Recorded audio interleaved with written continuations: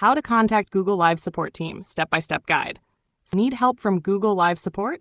Here's the correct and official way. Step 1. Go to Google Help Center. Open your browser. Search Google Help Center. Choose the product you need help with, Gmail, YouTube, Google Ads, etc. Live support is available only for some services. Step 2. Sign into your Google account. Tap Sign In. Enter your Google account email and password. This allows Google to show support options for your account. Step 3. Find the Contact Us option. Scroll to the bottom of the help page. Tap Contact Us or Get Support. You may see live chat, email support, callback option. Note, live support is mostly available for paid services like Google Ads or YouTube monetization. Step 4. Start live chat or request a call.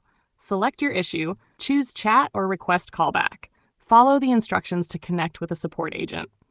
Important notes. Google does not provide live support for all free accounts. Avoid fake phone numbers claiming to be Google support. Always use the official Google Help Center. Final summary. Open Help Center, sign in, contact us, choose chat or callback. These are the official steps to contact Google Live Support.